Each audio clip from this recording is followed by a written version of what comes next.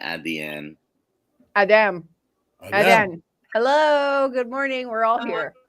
Dr. Kiltz is not here today. Are you sure you're live? Because it does not say live on my side. It does say live. It's live on my side. 23 seconds in. Weird. Let me check this out on. I can see the clock ticking. Oh, and if you guys want to stream, please press the stream button. Yeah, you had to do that before coming. I think you can press it now. It might say. Yeah. Let me see. This is interesting. Yeah, we're for sure live. Good morning, everybody. Good morning. We just couldn't figure out if we were live or not, but we sure are. There we go. It says live now on my side. Oh, okay, good. There I'm we not go. here. Dr. Kiltz is not here. He's waiting on baby Harold.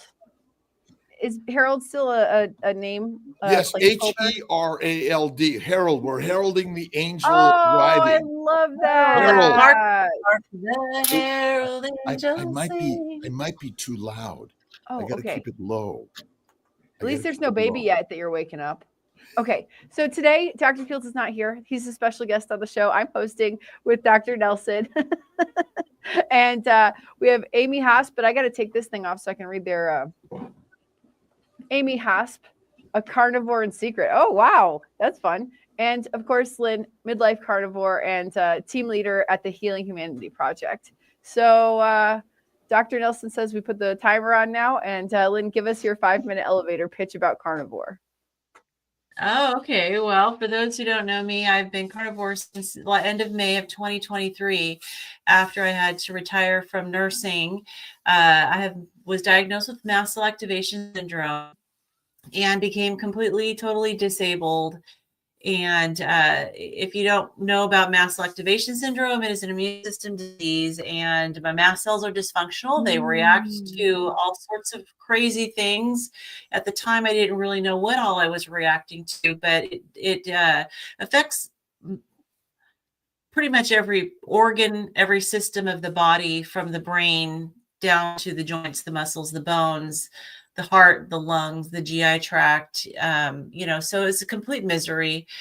And I had to end up retiring from nursing. I went on medical leave, had to retire from nursing.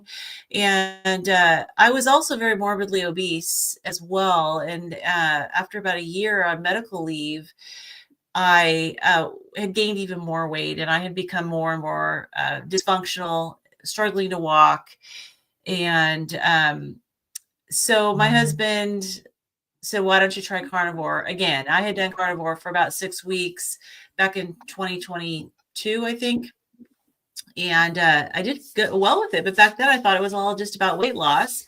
And I lost some weight, but then I quit doing it and I gained everything back. And it took complete desperation. I could see myself looking into the future getting worse and worse. I was having anaphylactic reactions. I was needing to be in the ER, call 911, and couldn't go anywhere because I was always reacting to things. And it was very, very scary.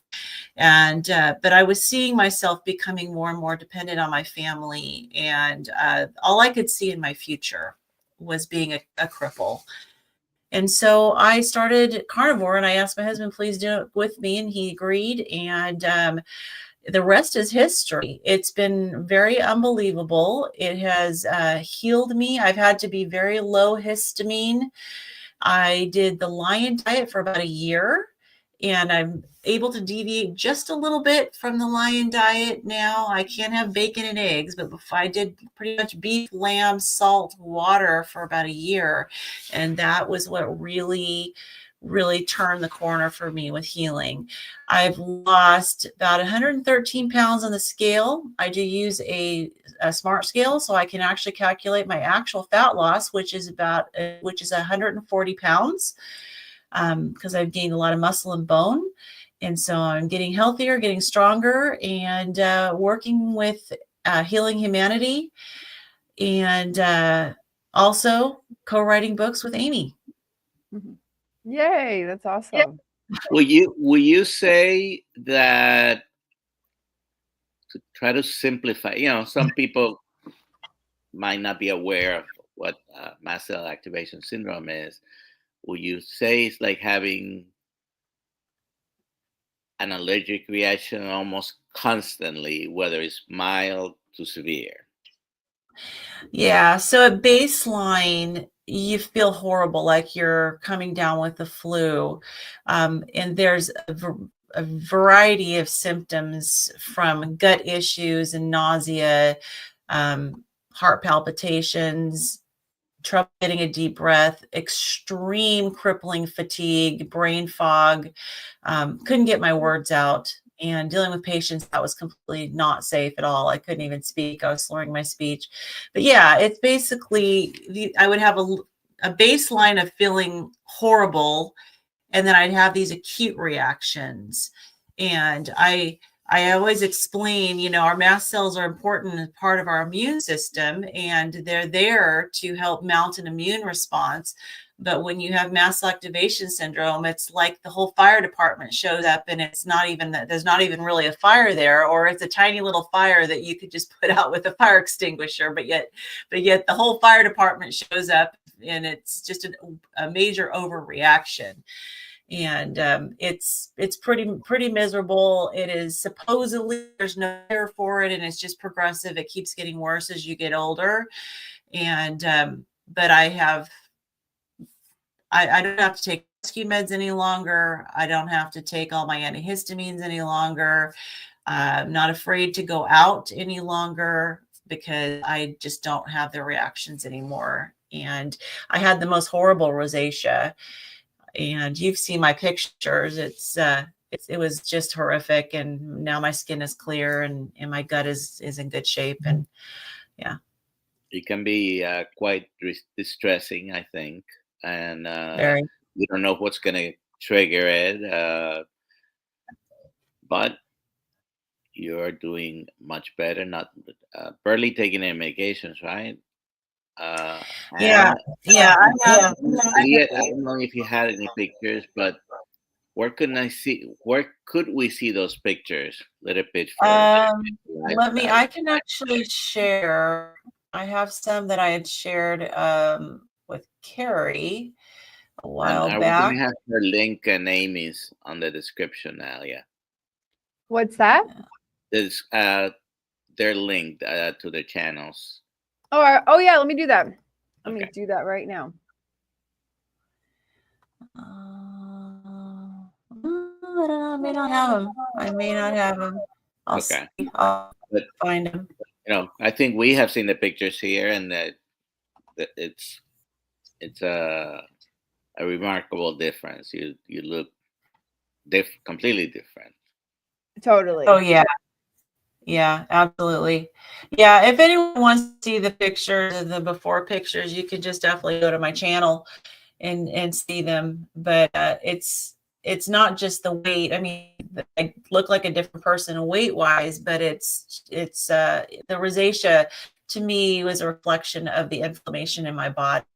And I'll look for them, and if I can find them, you know, I'll pull them up later and show. But yeah. So, Amy, good morning. You're in Texas, is it? Yes, I live in Fort Worth. Yay! We're having a meetup soon, Amy. Fort Worth? Austin. No, in Austin. Yes, I'll be there. Yay! It's so exciting. Right. So why don't you tell us a little bit about you, and you have the completely detailed, comprehensive history in 5 minutes. Well, it's kind of easy, actually, because I have Ehlers-Danlos syndrome. It's a genetic disorder. It's a connective tissue disorder. And so it just means that I don't make good collagen. And because of that, I have a whole bunch of other things that are wrong with me. At least 70 diagnoses. Now, if I lived on a planet where everybody had Ehlers-Danlos syndrome, I would be so normal. But since I'm here on Earth, it's a little more difficult to manage my health. And so I also have osteogenesis imperfecta, which is a brittle bone disorder. It's very rare to have these two together, evidently. I also have mast cell activation disorder. I also have POTS, postural orthostatic tachycardia syndrome.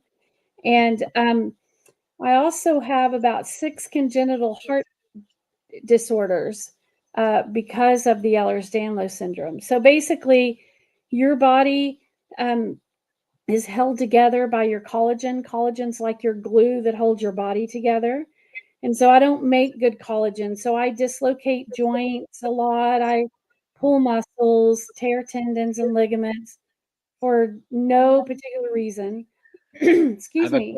I have a question. Sorry to interrupt. When you were a child, because this is something that you've had all your life, and when you were a child, how flexible were you? Very flexible, very flexible. I did not even know that I had Ehlers-Danlos syndrome until I was 35 or almost 40, actually, which is also very common. All the kids in school that can do all the party tricks, those are the EDS kids, and they just don't know. They don't know that they have EDS. You know, you can do, like, for instance, I never show this, by the way, but you can pull your thumb down to your arm, you know, and bend your fingers back really, really far, and don't hurt yourself. Don't anyway try it. You'll hurt yourself. My brother does all that stuff, and I just found out that he has that. He's in his 30s. So it's you're older when you get a diagnosis. But here's the deal. I've always been extremely overweight as well, because all of the, you know, PCOS, hypothyroidism, all this stuff. So when I started carnivore, I was using a wheelchair for about 5 years because I couldn't leave my home without it. I always say I couldn't even stand up long enough to cook an egg when I started carnivore. And so I did not do this for weight loss. I did it strictly for my health. Technically, my real reason to do it was to try to stay alive because I was very suicidal, because I was so hopeless, so disabled. I couldn't take care of myself or my home. My family has all passed away. I'm not married. I don't have any kids. So it was just me trying to take care of myself, and I couldn't. And someone from my church told me about carnivore, and I thought, okay, I'll do 90 days. If I hate it after 90 days and nothing's better, I don't ever have to do it again a day in my life. If I feel better, then I'll keep doing it. And so I started doing things such as eating pre-cooked hamburger meat so I could just stick it in the microwave. I watched a lot of Laura Spat and figured out where I could go to get things to eat, fast food that are carnivore. I eventually, probably, I guess, maybe about a month in, my head to toe pain went away. I'm like Lynn. I started every morning I would wake up, my pain level would be around a 7 or 8 starting for the day. Would dislocate something 2 or 3 times a day. Did you wake up when, you know, what happened when you woke up, whenever you woke up in the morning? Were you aware of the pain immediately? Yes. As a matter of fact, I used to sleep about 2.5 to 3 hours a night, never all at the same time, because my pain was waking me up, for one. But yes, you wake up in pain. You know you're in pain because usually my shoulder was dislocated or my wrist was stuck like this, and I had to, you know, or my neck was stuck. I literally have to, you know, move my neck with my hands. How long on carnivore did it take for you to start noticing? Actually, you know, to me, it was like, wait a second, I'm not having pain. Yes, it's so funny because I got to where I was like, something's different, something's missing. Oh yeah, my headache that I've had for 4 years is gone. Wow. You know, it was a little bit comical, but how long did it take, more or less? So probably about a month in, my overall head to toe pain was gone. I still, to this day, it's gone. I still have pain here and there, but the pain is not as intense. I don't hurt as long. And when I injure myself, now I dislocate something maybe 2 or 3 times a week instead of 2 or 3 times every day. I started January 20th. I've been doing this for a year. By the second week of March, I was able to put my wheelchair in storage because I didn't need it anymore. So it didn't take very long. I had an echo done recently. I have mitral and tricuspid regurg in my heart, and it always says mild, but this time I think the mitral, I probably should pay attention to which one. I think the mitral valve, it said trivial, which means that it's getting better. That regurg is getting better. I also have an ASD and a PFO. Those are two holes in my heart that cause some bidirectional shunting. And so with that, I have a hard time breathing sometimes. POTS can make me extra tired, getting up, sitting down. And you've had those since birth, or were they congenital, or? They're congenital. All of it's congenital. I was born with POTS as well because it kind of goes with EDS. If you have EDS, you're probably going to have POTS.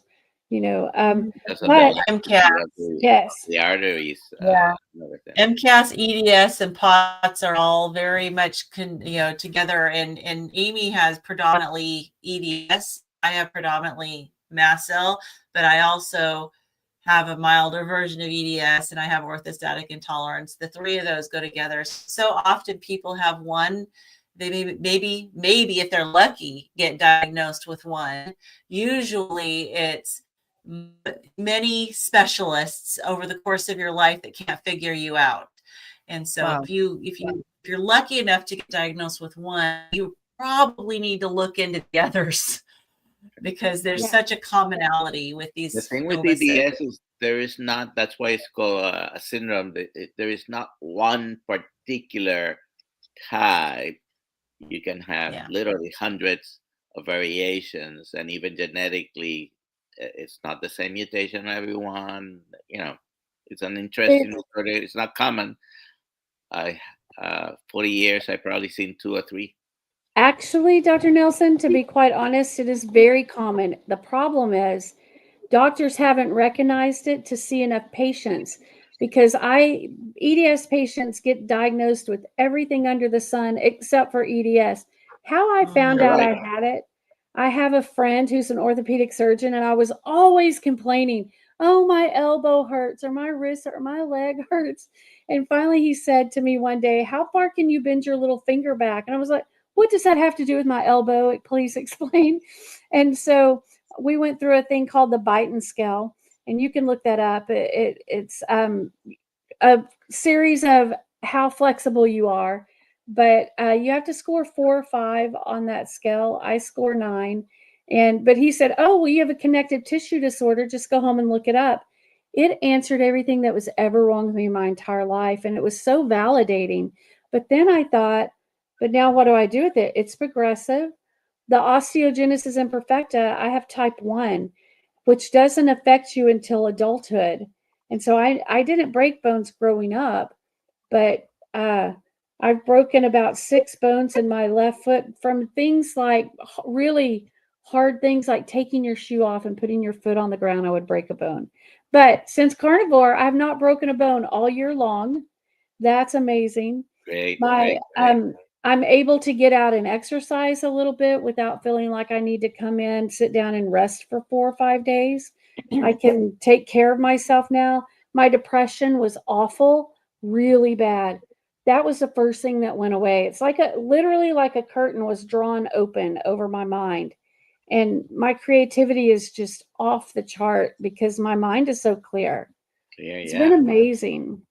Okay, so Lynn mentioned books. What is this about books? And this is why we have 2 people here who've been collaborating on books. So who wants to explain? Let me start, and then I'll let Lynn finish with them. But you know what? I've always been interested in helping people and helping kids, because my mom put me on my first diet when I was 8 years old. And she, of course, thought she was helping me, but she didn't explain to me that it was for my health. I took it as she didn't like the way I looked. So it really messed me up as a kid, for a long time. I wanted to help kids in my situation. And so our dear friend, Rebecca Bavery, Lynn and I knew her separately, and I told her, I want to write children's book. And she goes, "Oh, I know a lady that wants to do that. I need to hook y'all up." So Lynn went last year to the meetup, right in, well, actually it was a different one, but in Austin. And so I drove down, Hack Your Health. I drove down and met Lynn, and I said, "Hey, I want to write books for kids." And she goes, "Oh, I want to do that too." And so from there, we just decided this is what we're doing. And so yeah, we had both already published separately. I just want to clarify something because people keep asking, and some may not have noticed. Dr. Kiltz is here, but he is in the chat. He's hiding. You are in the right place. This is his live. We're just hosting today while he's on baby watch. Okay, sorry. Go ahead. So you met in Austin, decided to start collaborating on this, right? Yes. And so we've published four books so far together. That's and a lot. I did in how many months? We'll see. We met officially, was it June of last year? Yeah, I think Was it the last day of May and first few days of June, right? Yeah, and I did. But we finished our first one. I did want to say too, I did find those slides, Alia. Oh, good. Good. Can you share? Are you able to present? Yeah. Okay. Now these are old. I'm actually, my after is much better now. That was over a year ago. And so, but that was my before. You can see it on your face right now. I mean, when you look at live, even I was probably maybe halfway through my weight loss of where I'm at right now. But that was a before. And there's more than one slide. Somewhere in there you could see my rosacea too. Okay, there's my rosacea. So that's how bad it was, which I always say is a reflection of the inflammation in my body. But anyways, I just wanted to show you those. You can take them down. Okay. Yeah, I have one too. Awesome. As a matter of fact, if I can get it, well, might take me a moment. Sorry. Well, let me go ahead, Lynn. I'll let you know. Share about the books. Okay, so we have 4 books that these are carnivore books for children. And the first one that we did it's a comic book, and it's an activity book and a coloring book. And this is called The Superhuman Power for Humanity. Some of the proceeds from this book go to the Healing Humanity documentary project. And then we did a second book, which is some of the proceeds from this book are going to Dr. Barry's American Diabetes Society, and they star his children and Granny Barry. It's called Sugar Cubie, the Sugar Monster, and the Superhuman Power Foods for Humanity. Super cute illustrations. We've got Bonnie and Beckett and Granny Barry all through the book. Very cute story. Aww. And then we're doing a series that's going to probably take us a whole year because they're about the holidays. So we do have a Christmas book that we did called Candy Chaos and the Santa Cure, about the elves going crazy eating sugar. And a lot of it is about just like teaching kids that beef, bacon, butter, and eggs, they're superheroes. We've made them into superheroes. And they're learning that sugar is bad for them. Beef, bacon, butter, and eggs are healthy for them. They fuel their body, their brains, make them feel good. And so then our latest book, which is still in time for Valentine's Day, it's called How to Say I Love You. And this is a really cute book about children who live in a little town called Valentine Way, and a little lady loses her cat, and they want to help her find their cat, but they want to get paid. And in Valentine Way, they get paid candy. And so she's teaching them that you can tell people you love them and show your love through giving and sharing, helping others, and you don't have to give candy. And so there's also a lot of exercises in the back of the book, little scenarios of showing children how they can help others, and some questions that will help you interact with your child, into discussion questions as well. So those are our 4 books. We have many more in the pipeline. In fact, But we're going to be being in that it's Austin Valentine's week, sorry to interrupt you. Oh yeah, no. Is that the one that we're giving away today, Alia? Wait, we haven't been giving away anything today. So what are we giving away today? I'm just in the chat. What would you like to give away? The last book that Lynn was talking about is Valentine's book. appropriately because about. I put a link, Alia. I sent you a link. Do you see it? No, I don't see it. Let's see. Oh, I do see it. Okay. Okay. Yeah. I'm going to put it. So this is the link to the book, and people can get it. And I'm putting it in the chat right now. Yeah. And I did find my picture. I don't know if how great I'll be at sharing it, but if you just pop it up there. Okay, because I actually have lost 65 pounds this past year. So let me see. I've share my screen. Let's see if that's not it. That's good. There we go. So you can see my rosacea as well. You can see my wheelchair and my wheelchair in storage. Whoop, whoop. Yay. Walking is freedom. Yes, it's such a great thing to be able to be done with that. And I'm coming to stop sharing. Can you help me stop sharing? But you're not sharing anything. Okay. Did you see my picture at all? No. Oh, really? I thought you were putting it. Can you go present? I went to present and I went to share screen and it didn't share. Shared my screen, but do you see my Amazon page? No. Oh, okay. Well, then never mind. Don't worry about it. Do we have questions, Alia? We don't. We have. Let me find. I have one. Are you doing OMAD, Lynn? It varies. I've been really learning to listen to my body, and there are times where I do OMAD, and there are other times where I'm hungry. And so I'll do anything from OMAD to eating 3 times a day. Currently, I've started to, probably maybe the last month or two, I've been eating a really hearty breakfast of like bacon and eggs. And then I will eat, before 4 p.m., I'll eat a really hearty meal of usually steak. And that's pretty much what I eat. And but it really has varied over the course of the time that I've been on it. And I haven't done more than a 24-hour fast. So far I've gotten a lot of healing without needing to do further fasts, but I'm not saying that wouldn't happen in the future. Okay. Here, this is for Dr. Vazquez. It's not really a question, but I think there is a hidden question in here. It's from Lauren. I'm worried about my APA and APOB ratio being 1.2, even though K says it's not to worry about. CAC was 7. CIMT was good. I don't know what that means, CIMT, but there you go. I would probably agree with not worrying too much about it. I do like to measure things to some degree. We all know probably in the background there, Dr. Kiltz is saying, forget about it. just eat the fatty meat.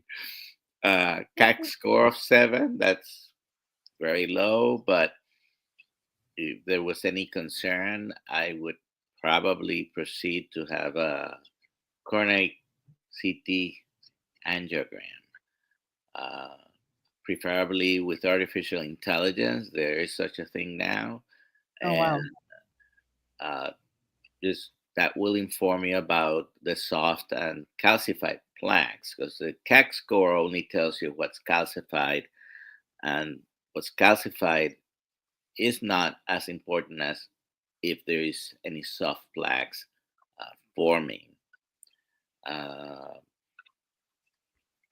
Stick with a very low carbohydrate diet, carnivore diet. We have to understand that nutrition is probably the most important thing, because you cannot change your genetics. If there is a strong family history of coronary heart disease, then something in your genes is probably promoting that. I don't think it's the cholesterol that you eat that's causing that. I think that hopefully that will be widely acknowledged within the next few years. But a lot of people there's a lot of people still promoting that. A lot of people, and the percentage is growing, that are behind it's probably the sugar and the carbohydrates. Yep. Although it's a multifactorial problem, you know. There you go. I think you answered her question. This is for Lynn. Do you want to talk about the Seattle meetup in June? Yeah, absolutely. So it's going to be June 7th. And we don't have a specific location yet. So what I would say is have them just kind of keep an eye on the humanity.movie website under the events tab.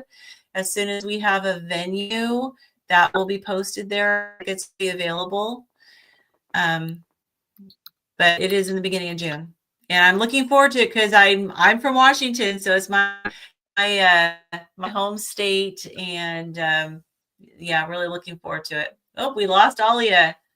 I didn't want to sneeze into the microphone. We've got another question. For genetic issues, can carnivore delay expression or prevent from ever experiencing the problem? Absolutely. And this is why genetics are important. If you happen to know something in your family that has a strong history, but the manifestation of or expression, which is the proper word, like you said, is going to be different. And just because you have something in your family history, in particular things that are metabolic diseases, just because a couple of generations above you had something doesn't mean you're destined to have that. You can alter the course. Right. Dr. Nelson, you know what? My genetic disorders, I say I'm living life in reverse on carnivore, because my genetic disorders that are supposed to be progressive, they're not any longer progressive. They're unprogressing. They're unexpressing themselves. But will I always have EDS? Yes. Will I always have these issues? Yes. But the way that my body is going to deal with them will be completely different when the structure that they're in is healthier, if that makes sense. Also want to say I had gastric bypass surgery, and I was told, oh, well, you can't do carnivore. It is very different doing carnivore with gastric bypass surgery, but there's somebody that needs to know it is possible. I just have to eat in a very different way, but it's very possible. I think the numbers are not that small on people who have had any of the types of bariatric surgeries. They can do carnivore. Now, very often they have to probably eat more often than they want to, because there might be a maximum limit that you can't eat anymore. And but it can be done. It can be done, because you just leave out the space that used to be occupied by all these vegetables and all things that are not the most nutritious, dense foods, right? Yeah. So we got some more questions. Are we going to have I'm also seeing reversal of my my genetic condition too. I not MCAS isn't genetic, but I have a different genetic condition, and it's actually improving too. So but both of us have experienced that. Awesome. And my mom and my uncle have type 2 diabetes, and guess what? I'm not going to get it. I'm not getting type 2 diabetes eating this way. So there you go. Stevie Wood, are we having any meetups close to South Carolina? I don't know. It's on our radar to get there. The closest one right now isn't that close. It's going to be Tennessee. That's right. Guys, you can have a meetup, but with 2 or 3 people. If you have people close, just start. I mean, you don't have to go to Texas or Brazil every time. You can go to McDonald's and order. Go to Wendy's beef patties. 4 of you in a table. So if there isn't one planned for near you, start one. That's a good idea. Okay, so this I think is for, I guess Dr. Nelson. C, what would you recommend to eat when your blood sugar levels go low, like under 4? You can read that, especially at night. Been getting an alert on my CGM, and I've cut out all carbs. Thank you. All right, so 4 translate roughly to about 72 or so. So I don't know if that's low. That's not low for me, but are you symptomatic? That's the question. Okay. The longer you are consuming carbohydrates, low carbohydrates or 0 carbohydrates, the more tolerant you'll be of blood sugars that are on the lower side. And basically, the more ketogenic you are, the more you tolerate dipping down below 70. Now, some people, I've had plenty of people in the past, oh, doctor, I start getting shaky and having symptoms when my blood sugar is 90. I've had those. Oh, wow. Do you know why? Because when you spend your full day, 24 hours, 7 days a week, almost at 200 or 300, when it drops to 50, your body is saying, hey, we were having all this glucose floating around and now we don't have any. So 90 is not hypoglycemic or hypoglycemia, but it could give you the feeling. What that tells me is you're spending most of your time in 200 and 300. So, wow. I don't want to seem mean, but I'm going to borrow Dr. Lisa's expression, toughen up, buttercup. Toughen up, buttercup. And practice makes perfect. Practice, no carbs. Dr. Nelson, that also... As far as recommending something, if you must, because the symptoms can be bad. I don't know if you've had hypoglycemic symptoms. I've had, and you can feel really bad. So have the least amount of carbohydrates. If you must do something, I prefer that you get actually a glucose tablet from the pharmacy, which is, I believe, 4 grams or 5 grams. If let's say you don't have anything else at hand, and there shouldn't be, but there happens to be soda at home, don't have a gulp, don't have a cup of it, small amount. Whether if there is juice, there's never juice in the house anymore. So, if you must use something, use it in very small amounts. Would a vegetable work? That seems better than a soda. Well, even though we're all against vegetables, I'm thinking, what's the greater of the thing with hypoglycemia is people want to get rid of it quickly. Those symptoms can be very distressing, and if it's real low, obviously your brain is not tolerating that low blood sugar. Vegetables or almost anything that will cause a glucose spike would help, but the thing is you want it quickly. So can I ask you a question about that? Yes. So I had reactive hypoglycemia due to the gastric bypass surgery, and I was having sugar drops all the time. Sometimes I would have it if I ate sugar, if I didn't eat sugar, if I didn't eat anything, if I ate anything. And the only way to recover, and I'm sure it's because it was reactive instead of just hypoglycemia, was to eat protein. So fortunately, this stopped happening probably within 3 weeks of being on carnivore. I stopped having any sugar drops at all. And I'm one of those that's very sensitive. At 90, if my blood sugar was 91, that was too high for me. But if I was 79, that began to be too low for me. But I would get down 20, 30 and eat some protein and be good to go. So does protein help you recover with that, or is it because it's a certain type of hypoglycemia? Okay, so anything you eat can cause your glucose to go up, right? Carbohydrates do it the most. Protein do it to a lesser degree. Fat does it as well, very small degree. What happening is your body's overreacting to the amount of glucose, secretes insulin. You're still responding to the insulin to some degree, and then down goes your blood sugar. Protein, it's not that the protein is going to reverse very rapidly the hypoglycemia.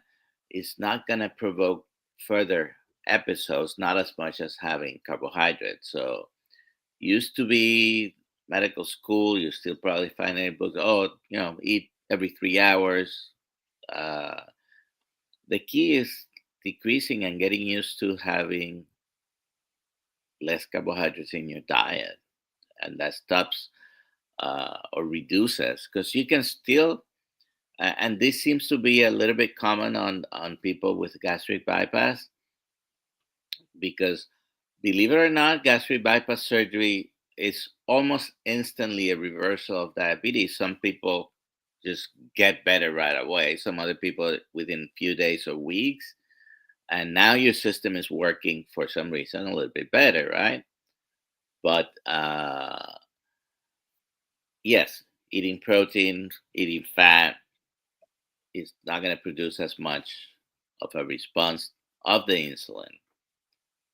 And it's going to stop the next episode. But if you need to recover from this episode right now, just the best way would be having, and this mostly happens on, besides what seems to happen with gastric bypass surgery, diabetics that overcompensate with insulin, or they're using oral hypoglycemics and they were trying to eat appropriately and they transition to feeling better.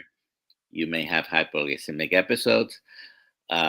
Always have something at hand. I used to have straight candy in which now is 2 years old. I still carry it around. Every time I look for something else in my bag, maybe I should get this out of here, because I didn't use them anymore. But the key is being symptomatic. So, this person was at 72, yes. Not sure if they're symptomatic. 72 is not dangerous, but yeah, if you're symptomatic and at 72, you might be able to eat some protein and it'll ease its way up. It's very different than if you're 30. Yeah, she said a little bit more info. She said a little bit more info. Let me find it. Oh no, I lost it. If I find it, I'll pop it up again. We do have another question for Lynn. What was the hardest part when going carnivore? Oh boy. I hate to be one of those people that said that I had a pretty easy transition, but I actually did. I didn't get a lot of the symptoms that a lot of people had, but probably just the getting past the sugar addiction. It wasn't as hard as I thought it was going to be, but it did take a lot of me just reminding myself of how important this was to my health, because the sugar cravings were still there for a little while. But I think because I experienced so much quickly decrease in inflammation, and the head to toe pain that I always had went almost completely away within several days. So that was so powerful. I think it made it easier for me. But maybe the first few weeks, still having the sugar cravings and learning how to eat enough, I think is probably still a bit of a challenge for me because of all of the years of restrictive eating. I didn't have gastric bypass surgery, so I don't have an excuse for eating low volume. And so I'm still working on trying to get the volume of my eating up because I think that I do need to eat more. I personally never had the keto flu or the withdrawal from it. I've never had it. I've done keto several times in my life, and I don't know if I could say when I started carnivore, I was already fat adapted. If some people use that term a lot, probably was, but I didn't have any of the severe withdrawal symptoms, you would call them, or Yeah. keto flu. But my wife almost every time has it. Yeah, I didn't either. No cravings either. I've not had any cravings, miraculously. So love it. That's awesome. Carrie has a question.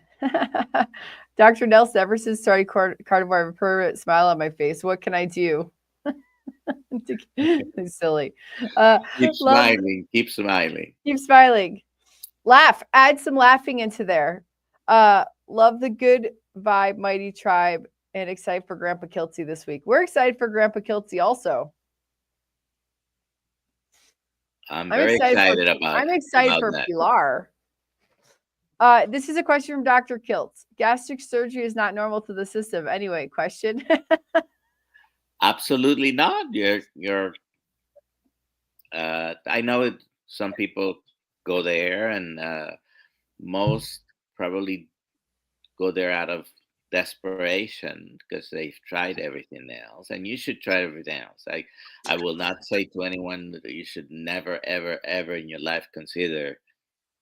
But once you do it, you're changing your anatomy, and it's a permanent thing. There are some reversal surgeries. Even when you reverse it, you already changed it. And so, as a professional patient, I say, do not do it. Just don't. Yeah, most people that have gone through it will say also the same thing. So, as a retired gastroenterology nurse, I got to deal with the people who did not do well, which is way more than we were ever told going through. And I did go through the process of I was going to get gastric bypass surgery and didn't do it. They never really told me the reality because I think that the results are measured on weight loss. And so it says, oh, it's such a great success because you lost the weight. And no one ever said all of these other issues that gastric bypass surgery have, but I got to experience that not personally, but as a nurse working with patients, and it's pretty miserable. Sometimes they can have life-threatening complications as well. Yep, and you're altering. We have a system. We start chewing in our mouth, we swallow, goes through the esophagus, goes to the stomach, and now we're altering the absorption and the normal physiology of the stomach and the small intestine that follows, and all of that is involved in different segments where you absorb different nutrients, and there's going to be always some nutrient deficiencies. You're disfiguring the normal anatomy and physiology of our body. And Dr. Nelson, you know what? Lynn has met me in person. Dr. Kiltz has met me in person. You haven't, but you probably see my energy enough. I've recently had all my blood work done. Not a single vitamin deficiency. All of my hormone levels. You're carnivore now. Right, because I'm carnivore. But just saying that, I'm supposed to have all of these deficiencies, taking these vitamins, supplements, all this stuff, and I'm not having to do that because I'm doing carnivore, and all I eat is beef, bacon, butter, and eggs. I'm a person that can do some cheese because I have to be creative to get a little more fat in. But So on gastric bypass surgery, really any weight loss surgery, if you do carnivore, you're not going to have to take all the vitamins, and you're going to feel better. And the same thing will happen to your body that happens to all the rest of the carnivores. Everything still gets healed up. This is the most hopeful and the most successful of anything I've ever done, but the most hopeful I've ever been in my entire life, of living to a ripe old age with good health and not limping around like, some lowland gorilla that can't get up off the floor. So if there's anyone here right now that has not tried it and is afraid, okay, Do it. try it. Try it for 7 days. Try it for 30 days. Try it for 90 days. And it's not only about weight loss. No. It's amazing. I didn't even do it for weight loss. The way so many other things get better.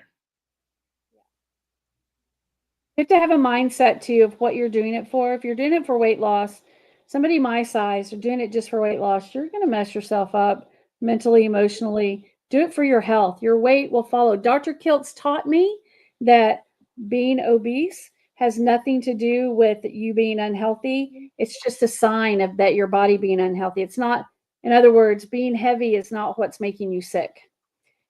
It's a Right.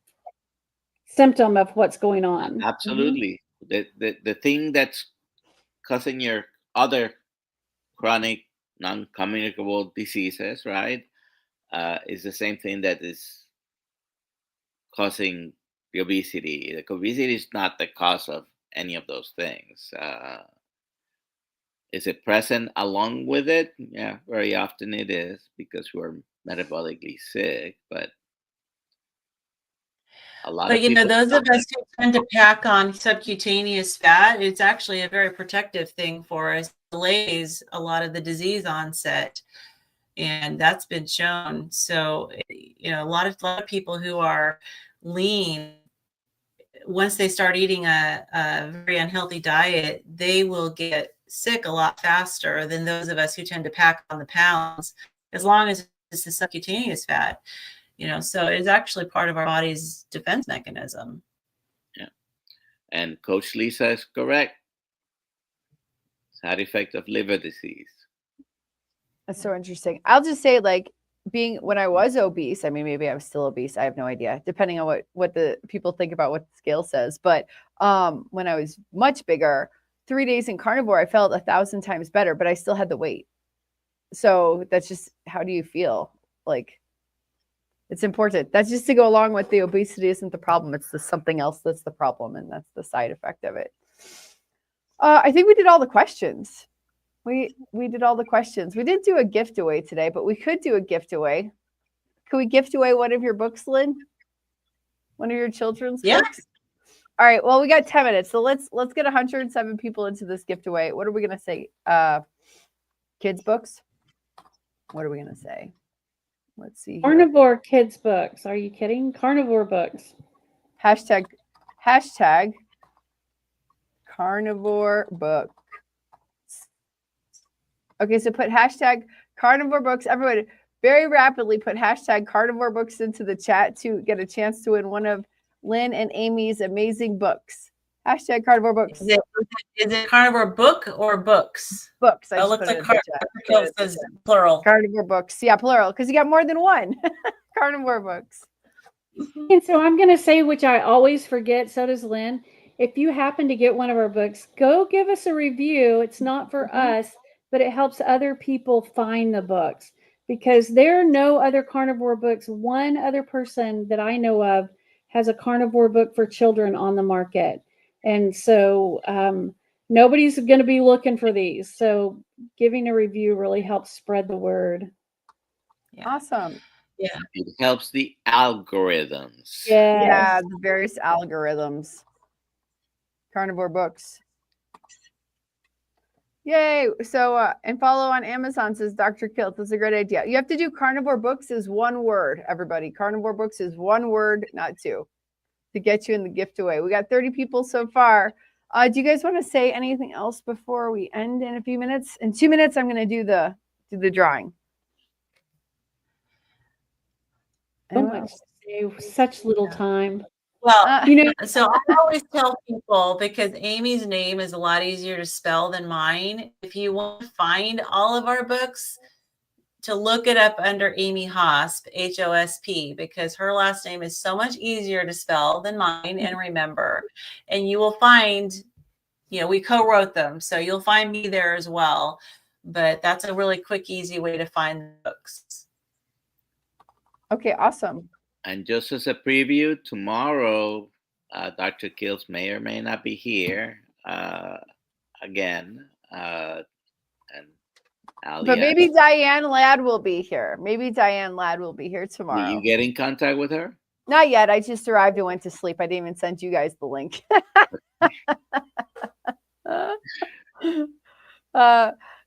She will arrive. We'll have another guest tomorrow. And then on Thursday, I think Dr. Kiltz will be here. And we have Lee Kopis Thursday morning. And then Julie Collins Friday. So baby will be here soon.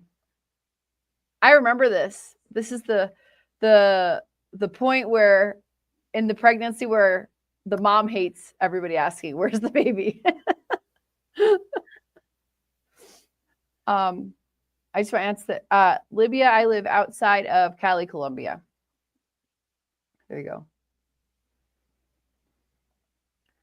Diane Ladd, I don't know if she made movies from years ago. I don't think so. It is the there same is name. an actress. It is the same name, not the same person. But her name is exactly like the actress. Oh, okay. And she's gorgeous. She looks like she could be an actress, Diane Ladd. Yeah. She's beautiful. Yeah, Dr. Nelson, are we sharing our age by knowing that? Notice I didn't say anything. In case I haven't repeated it enough, next Saturday is my birthday. I will be 65.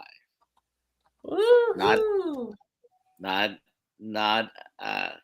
as old as Dr. Kilt, who always says he's almost 70. But you heard me over the weekend, right? Dr. Kilt is so old that when he went to school, there was no history class. It was called current events. That was funny. He's a little comedian, Dr. Nelson. Okay, guys, it's time to do the giveaway. It's hashtag carnivore books. We're going to present it. We're going to share the screen. Give me a second. Giveaway. Here we go. Here we're doing the drawing. Who's going to win a beautiful book from Lynn and Amy today?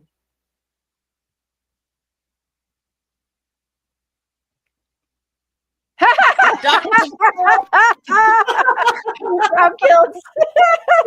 the baby. For the baby. Congratulations, Dr. Kiltz. It's for the baby. Okay, good. Love it. I'll order it for him today and ship it over. That's so funny. All right. Well, it's just about an hour. I want to thank everybody. We have 100 people watching. Thank Amy for being here. Lynn, it's like 3 a.m. for her now, right? Is it 3 a.m., Lynn? Yeah. She stayed up all night to do this with us. I love that. Thank you. Thank you very much, Amy and Lynn, for being here. I know, especially as you move towards the West Coast, it's a lot inconvenient. I know there are people. I mean, I'm surprised also that Carrie's here because he is in Wisconsin, and that's what Central. It's Central. Yeah. It's only 5 a.m. right now over there. It's okay. But thank you I'm going much, to bed. and Amy. I'm going to go back to bed too. No, I'm just joking. Thanks, Dr. Nelson, for inviting us today. Carrie You're welcome. Thank you very much. All right, everybody. Thank you so much. Oh, here's Dr. Kiltz. And he's muted. 1 second, Dr. No, Kiltz. you're muted. You got to unmute your mic, Dr. Kiltz. Thank you to all. I'm just going to do this from now on. This is like a lot more fun. It's the Alia and Nelson show now. I love it. I love it. Oh, and Harold's going to love the books. Love the books. Yay. Yay. I love that. Okay. Well, I guess it's time. We're going to say goodbye. Goodbye, everybody. We love you all. Yeah, have a great day, everyone.